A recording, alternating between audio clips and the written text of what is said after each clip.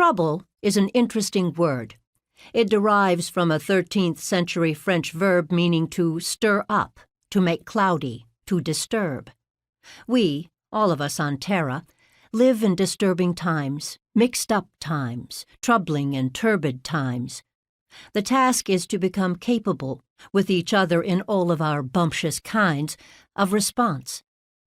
Mixed-up times are overflowing with both pain and joy, with vastly unjust patterns of pain and joy, with unnecessary killing of ongoingness, but also with necessary resurgence. The task is to make kin in lines of inventive connection as a practice of learning to live and die well with each other in a thick present. Our task is to make trouble, to stir up potent response to devastating events, as well as to settle troubled waters and rebuild quiet places. In urgent times, many of us are tempted to address trouble in terms of making an imagined future safe, of stopping something from happening that looms in the future, of clearing away the present and the past in order to make futures for coming generations. Staying with the trouble does not require such a relationship to times called the future.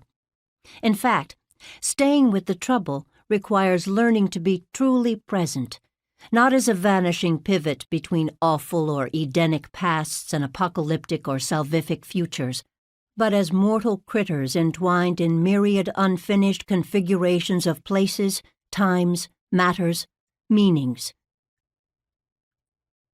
Chthulucene is a simple word. It is a compound of two Greek roots, chthon and kenos, that together name a kind of time-place for learning to stay with the trouble of living and dying in response-ability on a damaged earth. Kenos means now, a time of beginnings, a time for ongoing, for freshness.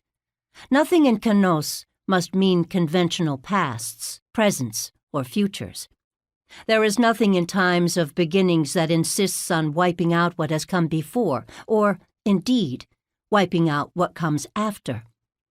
Kenos can be full of inheritances, of remembering, and full of comings, of nurturing what might still be. I hear kenos in the sense of thick, ongoing presence, with hyphae infusing all sorts of temporalities and materialities.